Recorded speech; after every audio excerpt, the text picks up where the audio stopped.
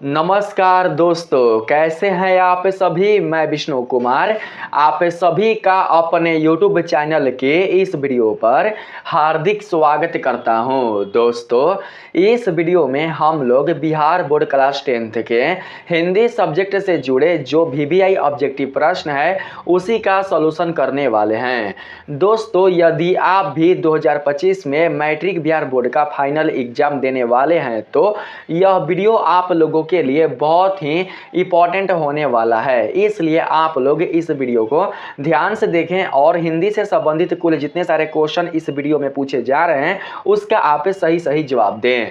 तो आइए बिना देर किए स्टार्ट करते हैं अपने आज के इस वीडियो क्लासेज को। पहला नंबर सवाल है, बुढ़ापे में इंसान बिल्कुल बच्चा बन जाता है। इस वाक्य में बुढ़ापे कौन सी संज्ञा है। दोस्तों, बुढ़ापा एक प्रकार का भाव है। बुढ़ापा क्या है? बुढ़ापा एक प्रकार का भाव है जिसे हम बिल्कुल भी छू नहीं सकते हैं। ठीक है दोस्तों, बुढ़ापा को हम बिल्कुल भी माप नहीं सकते हैं। बुढ़ापा को हम बिल्कुल भी संख्या के रूप में परिवर्तित नहीं कर सकते हैं, इसलिए बुढ़ापा हो जाएगा भाववाचक संज्ञा। मैंने आप लोगों को संज्ञा वाले वीडियो में अच्छे से समझा दिया है कि कैसे हम संज्ञा की पहचान करेंगे। ठीक है, तो दोस्तों यहाँ पर बुढ़ापा वाला शब्द हो जाएगा भाववाचक संज्ञा, इसलिए सही आंसर ऑप्शन नंबर सी होगा। 2 नंबर सवाल है, विशेषण के मुख्यतः कितने भेद हैं। दोस्तों, विशेषण के मुख्यतः 4 भेद हैं, इसलिए इसका सही जवाब ऑप्शन नंबर ए होगा। ठीक है, 3 नंबर सवाल है, आपने क्या खाया है। इस वाक्य में क्या कौन सा सर्वनाम है। दोस्तों, इस वाक्य में जो क्या आया हुआ है यह शब्द दोस्तों क्वेश्चन के लिए आया है, यानी कि प्रश्न के लिए आया है, इसलिए हम लोग दोस्तों इसको प्रश्नवाचक सर्वनाम के रूप में जानेंगे। ठीक है, जिस सर्वनाम से प्रश्न का बोध होता है उस सर्वनाम को प्रश्नवाचक सर्वनाम कहा जाता है, इसलिए दोस्तों यहाँ पर 3 का सही आंसर हो जाएगा ऑप्शन नंबर सी, प्रश्नवाचक सर्वनाम। 4 नंबर सवाल है, भविष्य के कितने प्रकार होते हैं। जो भविष्य काल होता है उसके कितने प्रकार होते हैं यही आपको बताना है। तो दोस्तों मैं आप सभी को बता दूं कि हिंदी में भविष्य के 3 प्रकार होते हैं, भविष्य काल के 3 प्रकार होते हैं, इसलिए इसका सही जवाब ऑप्शन नंबर बी होगा। अगला नंबर सवाल है 5 नंबर में, दध्योदन का संधि विच्छेद क्या है। दध्यायोदन का संधि विच्छेद क्या होता है यही आपको दोस्तों बताना है। 5 का सही आंसर होगा दधि धन ओदन। दधि आधन ओधन ही क्या होगा दोस्तों, दध्यायोदन का संधि विच्छेद होगा, इसलिए हम लोग ऑप्शन नंबर बी को सेलेक्ट कर लेंगे। यहाँ पर 6 नंबर सवाल है हमारे पास, राम ने भिखारी को पैसे दिए। इस वाक्य में को किस कारक की विभक्ति है, आप लोगों को उस कारक का नाम बताना है। ठीक है, जिसकी विभक्ति को है। दोस्तों सबसे पहले आप लोग वाक्य को समझिए, राम ने भिखारी को पैसे दिए, तो दोस्तों यहाँ पर को आ रहा है, काके की को आ रहा है। ठीक है, तो दोस्तों हम लोग यहाँ पर जानते हैं, हम लोग यहाँ पर को रखेंगे कर्म कारक के रूप में, कर्ता ने कर्म को, तो दोस्तों यहाँ पर को जो होगा वो कर्म कारक का विभक्ति होगा, इसलिए ऑप्शन नंबर ए को सेलेक्ट कर लेंगे। 7 नंबर सवाल है, लौह पुरुष में कौन सा समास है, आप लोगों को समास का नाम बताना है। दोस्तों लौह पुरुष में कर्मधारय समास है, इसलिए इसका सही आंसर ऑप्शन नंबर सी होगा। ठीक है, 8 नंबर सवाल है, निर्जन में कौन सा उपसर्ग है, आप लोगों को उपसर्ग बताना है।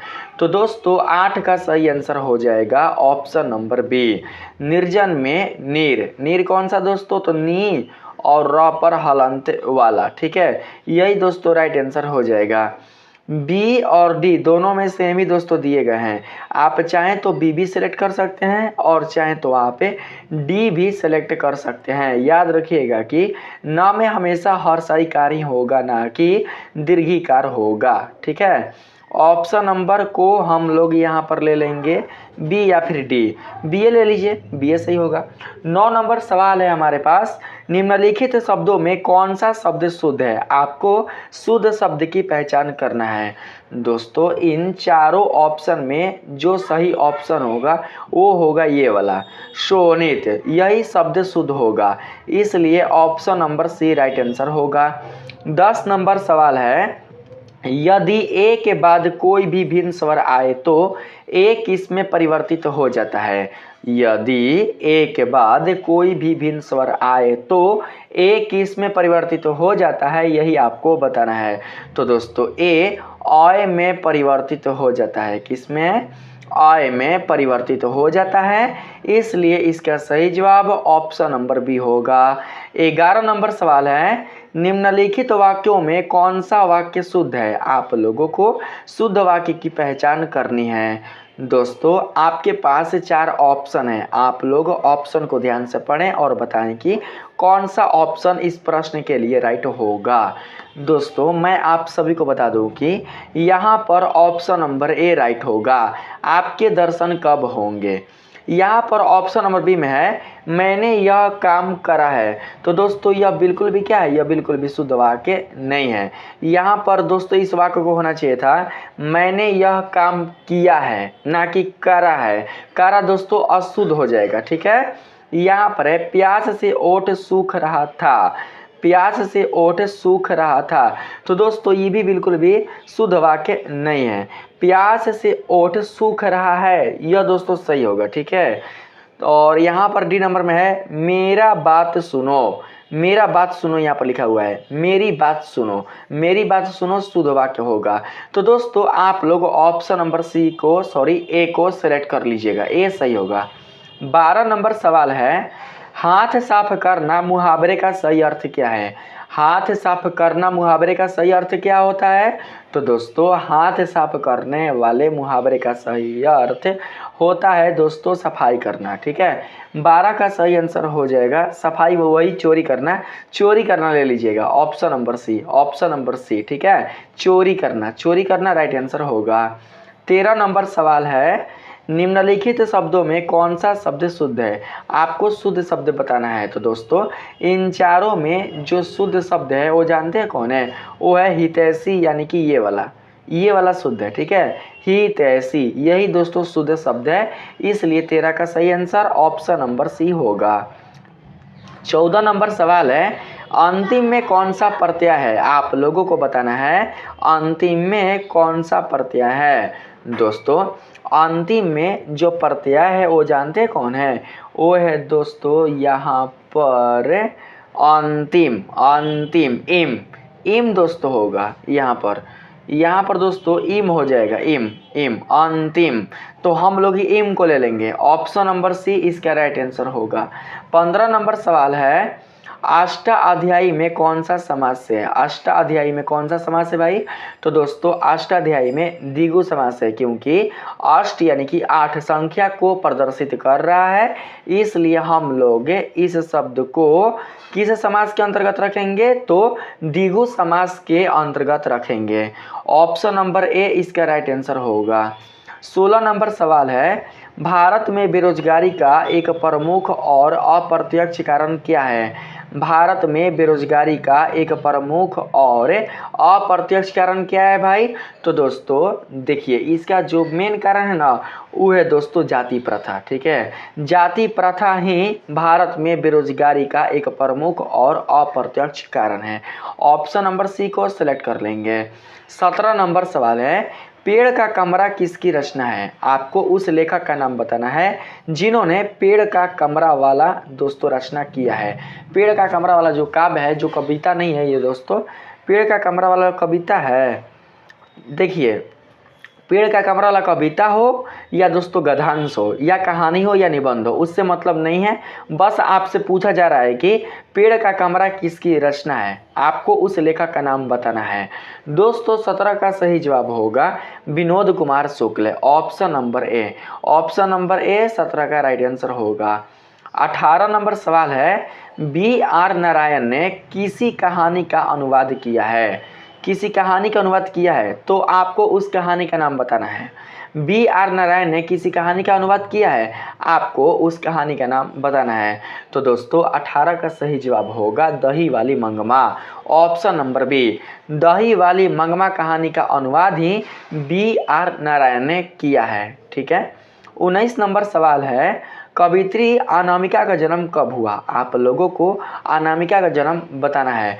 तो दोस्तों अनामिका का जो जन्म हुआ था वो दोस्तों हुआ था सन 1961 ईस्वी में। कितने ईस्वी में? 1961 ईस्वी में। इसलिए ऑप्शन नंबर ए राइट आंसर होगा। 20 नंबर सवाल है, घानानंद की भाषा क्या है? घानानंद की भाषा क्या है भैया? तो दोस्तों घानानंद की जो भाषा है वो है ब्रज भाषा। ठीक है। इसलिए ऑप्शन नंबर बी इसका राइट आंसर होगा 20 का, याद रखिएगा। 21 नंबर सवाल है, किसके अनुसार सेनों ने सिद्धांतों को भी बदल दिया था? आप लोगों को दोस्तों उसका नाम बताना है जिसके अनुसार सेनों ने सिद्धांतों को भी बदल दिया था। तो दोस्तों इसका सही आंसर होगा खोखा। खोखा के अनुसार जो सेन परिवार थे उन्होंने अपने सिद्धांतों को भी बदल दिया था। इसलिए सही आंसर ऑप्शन नंबर बी होगा। 22 नंबर सवाल है, दारिस नामक सोने के सिक्कों से भरा घड़ा किसे मिला था? आपको उस व्यक्ति का नाम बताना है जिसे दारिस नामक सोने के सिक्कों से भरा घड़ा मिला था। 22 का सही आंसर होगा Warren Hastings, option number C इस प्रश्न का राइट आंसर होगा। 23 नंबर सवाल है, ढहते विश्वास किस भाषा से अनुदित है? आप लोगों को बताना है कि ढहते विश्वास किस भाषा से संबंधित है।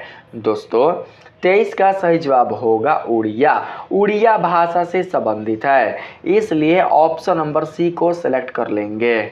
24 नंबर सवाल है, दूर चट्टानों की ठंडी गोद में किस कवि की पंक्ति है? दूर चट्टानों की ठंडी गोद में यह पंक्ति किस कवि की है, यही आपको बताना है। ठीक है। तो दोस्तों यह जो पंक्ति है ना वो जानते हैं किस कवि का है? वो है दोस्तों रेनर मरिया मिल्के का। ठीक है। यहाँ पर रिल्के दिया है, कहीं कहीं मिल्के भी दोस्तों लिखा रहता है। आप लोग ऑप्शन नंबर डी को सिलेक्ट कर लीजिएगा। यहाँ पर 25 नंबर सवाल है, जीवनानंद दास की किस कविता को प्रबुद्ध आलोचकों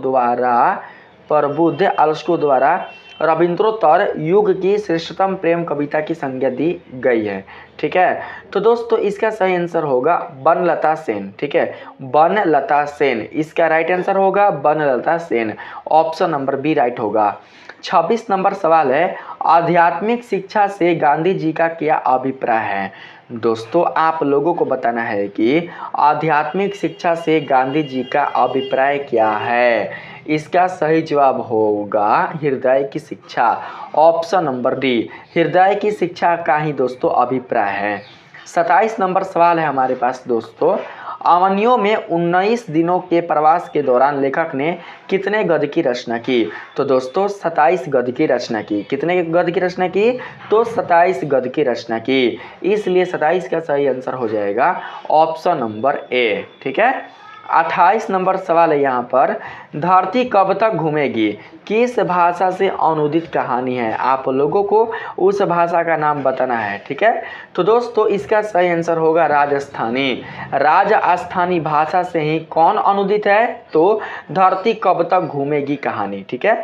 तो हम लोग ऑप्शन नंबर सी को सिलेक्ट कर लेंगे। 29 नंबर सवाल है यहाँ पर, पपाती को कौन सा रोग था? दोस्तों पपाती को मेनिंजाइटिस रोग था। ठीक है। मेनिंजाइटिस रोग था, इसलिए ऑप्शन नंबर डी इसका राइट आंसर होगा। 30 नंबर सवाल में है, बीरेन डंगवाल को किस कृति के लिए साहित्य अकादमी पुरस्कार मिला है? आप लोगों को उस कृति का नाम बताना है जिसके लिए बीरेन डंगवाल को साहित्य अकादमी का पुरस्कार मिला है।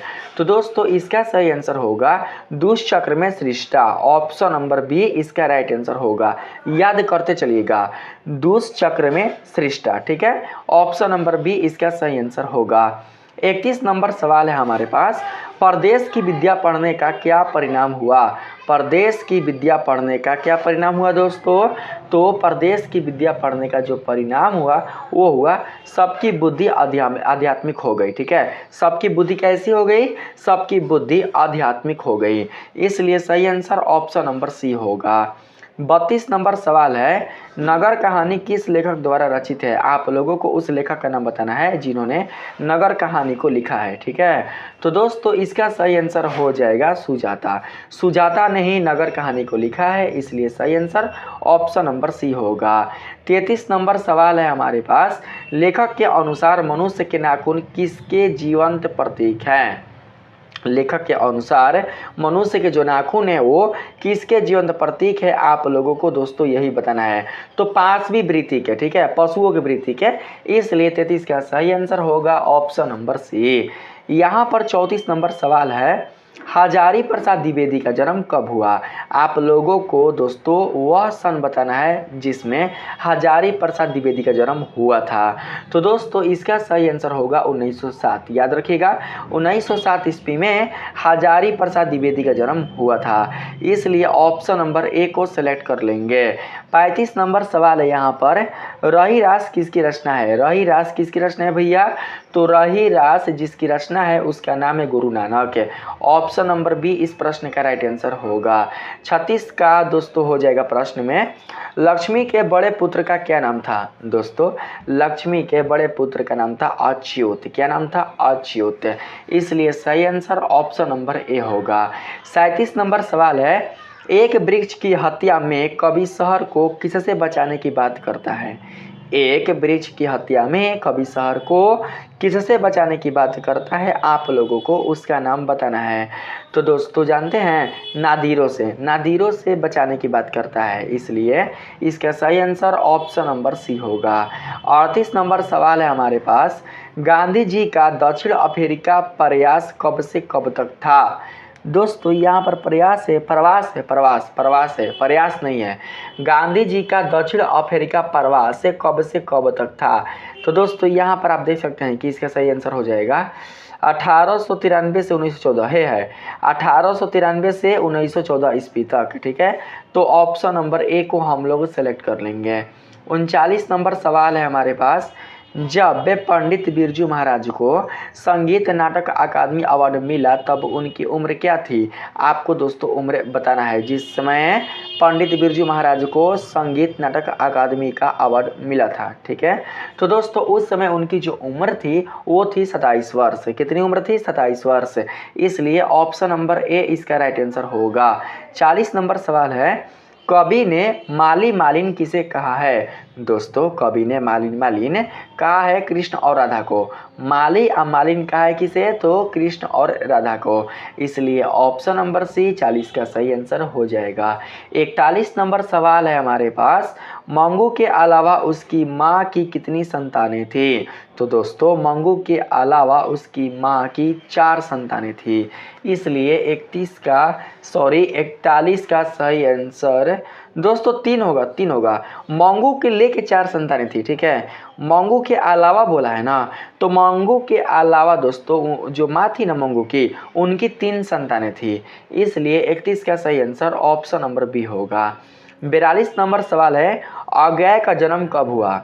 अज्ञेय का जन्म कब हुआ था? आपको दोस्तों वह सन बताना है, वह तारीख बताना है।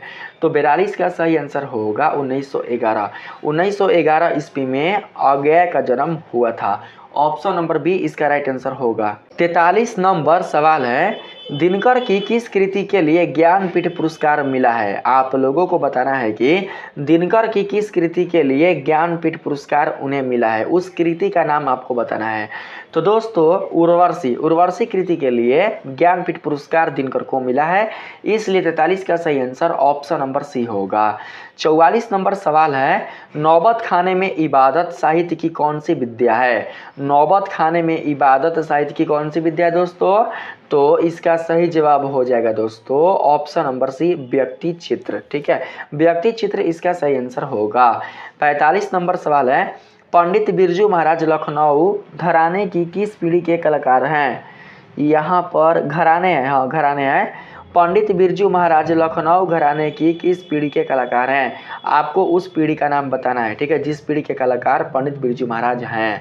तो दोस्तों इसका सही आंसर हो जाएगा 7वीं पीढ़ी, यानी कि option number B right answer होगा। 46 नंबर सवाल है, सीता के बेटों ने सीता को कितने रुपए माहवारी खर्च देने का निर्णय लिया?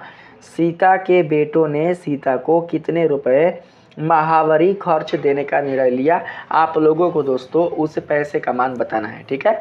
तो इसका सही जवाब हो जाएगा ऑप्शन नंबर ए, 50 रुपये। 50 रुपये दोस्तों खर्च देने का निर्णय लिया था। किनके बेटों ने? तो सीता के बेटों ने, ठीक है। 50 रुपये सिलेक्ट कर लेंगे। 47 नंबर सवाल है, उत्तर भारत से नागरी लिपि के लेख कब से मिलने लगते हैं? उत्तर भारत के नहीं है, उत्तर भारत से है। उत्तर भारत से नागरी लिपि के लेख कब से मिलने लगते हैं? तो दोस्तों आप लोगों को वह सदी बताना है जिस सदी से उत्तर भारत से नागरी लिपि के लेख मिलने लगते हैं। तो दोस्तों इसका आंसर होगा सही 8वीं सदी, ठीक है। ऑप्शन नंबर ए को सिलेक्ट कर लेंगे। 48 नंबर सवाल है, बहादुर को कितने रुपए की चोरी का इल्ज़ाम लगा था? बहादुर को दोस्तों जानते हैं कितने रुपए चोरी का इल्ज़ाम लगा था? वो लगा था 11 रुपये का, मात्र 11 रुपये का दोस्तों इल्ज़ाम लगा था। इसलिए ऑप्शन नंबर बी को सिलेक्ट कर लेंगे। 49 नंबर सवाल है, भारत माता कविता में भात का कैसा चित्र प्रस्तुत किया गया है? भारत माता कविता में भात का कैसा चित्र प्रस्तुत किया गया है? तो दोस्तों यहाँ पर भात है, हमको लग रहा है कि शायद जो ये भात यहाँ पर लिखा हुआ है ना, ये दोस्तों गलत है। भात नहीं होगा, भारत होगा। भात नहीं होगा, क्या होगा? भारत होगा, ठीक है। तो हम यहाँ पर भारत समझेंगे, भात नहीं समझेंगे, ठीक है दोस्तों। यहाँ पर 49 का सही आंसर होगा दोस्तों ऑप्शन नंबर सी, यथातथ्य, ठीक है। यथातथ्य ही इसका सही आंसर होगा। 50 नंबर सवाल है, जातीय अस्मिता की दृष्टि से इतिहास का प्रवाह कैसा है? जातीय अस्मिता की दृष्टि से इतिहास का प्रवाह कैसा है, यही आपको बताना है। तो दोस्तों अविच्छिन्न, कैसा? अविच्छिन्न। इसका सही आंसर हो जाएगा दोस्तों ऑप्शन नंबर बी, ठीक है। हम लोग ऑप्शन नंबर बी को सिलेक्ट कर लेंगे। जातीय अस्मिता की दृष्टि से इतिहास का प्रवाह कैसा है? दोस्तों मुझे लगता है कि दोनों होगा, विच्छिन्न भी होगा और अविच्छिन्न भी होगा। विच्छिन्न और अविच्छिन्न दोनों, देखिए दोनों दिया है ना। ऑप्शन नंबर सी सिलेक्ट कीजिएगा, विच्छिन्न और अविच्छिन्न दोनों, ठीक है। तो दोस्तों इस वीडियो में हमने हिंदी सब्जेक्ट क्लास 10th के हिंदी सब्जेक्ट से संबंधित कुल जितने सारे VBA ऑब्जेक्टिव प्रश्न थे उनका सोल्यूशन किया है। मैंने इस वीडियो में दोस्तों टोटल 50 प्रश्न को लिया था, जिनका सोल्यूशन मैंने आप लोगों के लिए करा दिया है। आप लोग दोस्तों इन प्रश्नों के आंसर को याद कर लीजिएगा और अच्छे से प्रश्न को भी समझ लीजिएगा। वीडियो अगर अच्छा लगा हो तो वीडियो को लाइक कीजिएगा और हमारे चैनल को सब्सक्राइब कीजिएगा। मिलते हैं फिर से एक नए वीडियो के साथ, तब तक के लिए धन्यवाद।